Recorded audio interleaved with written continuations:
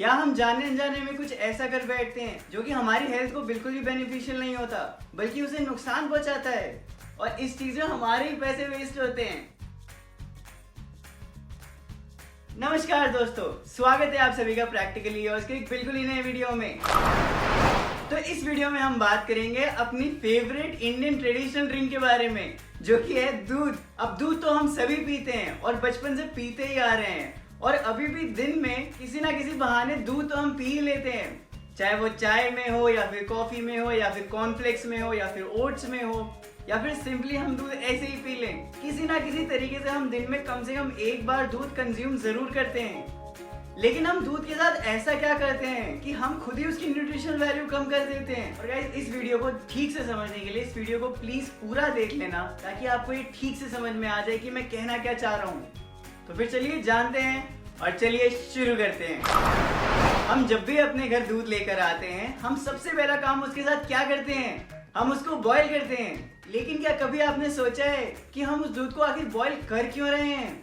अब जो दूध हमारे पास मार्केट में अवेलेबल होता है, चाहे वो कोई भी हो, टोन्ड हो, डबल टोन्ड हो, फुल क्रीम हो या फिर स्किम्ड हो या फिर किसी भी कंपनी का हो, चाहे मदर डेयरी का हो, चाहे अमूल का हो या बाकी किसी और कंपनी का हो, वो सारे ही दूध ऑलरेडी पैस्चराइज्ड होते हैं। अब पैस्चराइजेशन एक प्रोसेस होता है जो कि बहुत सिंपल होता है। इसमें दूध को हम एक्सट्रीमली हाई टेम्परेचर पे हीट करते हैं और उसे बहुत जल्दी ठंडा करते हैं और फिर हम उसे पैक कर देते हैं और यही पैस्चराइज्ड दूध हमें मार्केट में मिलता है।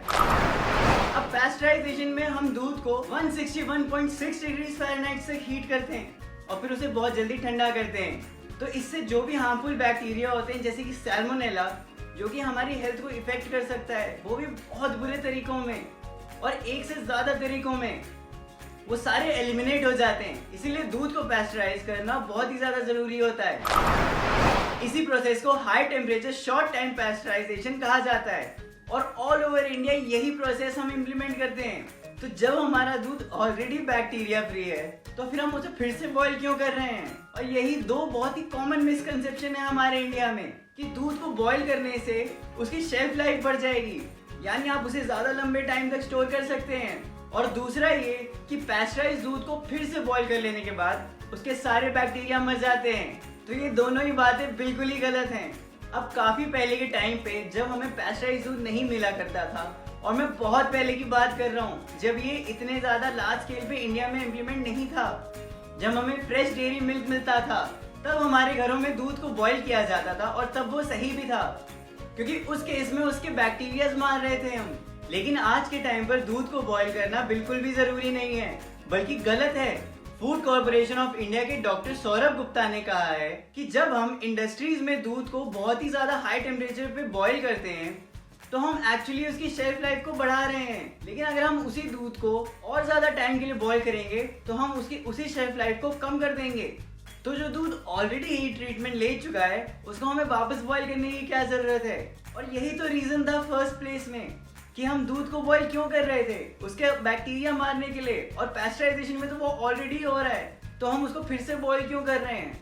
लेकिन यहाँ बात ये आती है कि जो पैस्चराइज्ड दूध होता है, जो कि पैकेज दूध होता है, उसके अंदर फैक्ट्रीज में कुछ बेनिफिट्स ऐड किए जाते हैं, कुछ विटामिन्स और मिनरल्स ऐड किए जाते हैं, जो कि हमारी हेल्थ के लिए बहुत ज्यादा जरूरी और बहुत ज्यादा अच्छे होते हैं। तो जब वही दूध हम घर पे लाकर वापस बॉईल करते हैं, तो उसकी न्यूट्रिशनल वैल्यू हम कम कर देते हैं और वो हम खुद ही करते हैं। अगर इसका एग्जाम्पल मैं आपको दूं, तो अगर एक ग्लास दूध में 6 से 7 ग्राम प्रोटीन होता है, तो उसको बॉईल करने के बाद उसमें सिर्फ 2 से 3 ग्राम प्रोटीन ही रह जाता है। ऐसे ही बाकी सारे न्यूट्रिएंट्स भी इसमें बहुत ज्यादा कम हो जाते हैं जब हम पैस्चराइज्ड दूध को बॉईल करते हैं। क्योंकि एक इंडस्ट्रियल लेवल पे दूध को जिस लेवल पर हीट किया जा रहा है, जिस टेम्परेचर पे हीट किया जा रहा है, वो बहुत ही ज्यादा होता है और बहुत ही कम टाइम के लिए होता है। और जब हम घर लाकर उसी दूध को फिर से बॉईल करते हैं, तो हम बहुत कम टेम्परेचर पे उसको बॉईल करते हैं, और वो भी बहुत ज्यादा टाइम के लिए। कम से कम 5 मिनट के लिए तो हम अपने घर पे दूध को बॉईल करते ही हैं, और वहाँ 15 सेकंड के लिए बॉईल कर रहे थे। तो 15 सेकंड और 5 मिनट में कितना बड़ा गैप होता है। और इसी रीजन से हम अपने दूध की वैल्यू को कम कर रहे हैं, उसकी न्यूट्रिशनल वैल्यू को हम कम कर रहे हैं। और जहां तक बात उसकी शेल्फ लाइफ की आती है, हम उसको भी कम कर रहे हैं, क्योंकि जो पैस्चराइज्ड दूध होता है उसको हम लेस देन 4 डिग्री टेम्परेचर में भी स्टोर कर सकते हैं, और वो भी एटलीस्ट 7 दिनों तक। लेकिन अगर हम उसी दूध को बॉईल कर लें, तो वो 2 या 3 दिन से ज्यादा कभी भी नहीं चलता। इसलिए अगर हम अपने पैस्चराइज दूध को फिर से बॉईल ना करें तो उसमें हमारा ही बेनिफिट है। हम अपने दूध को डीन्यूट्रीफाई होने से बचाएंगे। हम जिस चीज के लिए एक्चुअली पैसे दे रहे हैं हमें वो चीज मिलेगी, हमें उतने न्यूट्रिएंट्स एक्चुअली में मिल जाएंगे। हम अपनी एलपीजी गैस भी बचाएंगे जो कि हम यूज कर रहे थे उसी दूध को बॉईल करने के लिए, और लाखों करोड़ों लोग अपने घर में दूध को बॉईल करते हैं। इसीलिए हर रीजन से ये बात हमारे लिए बहुत बेनिफिशियल रहेगी।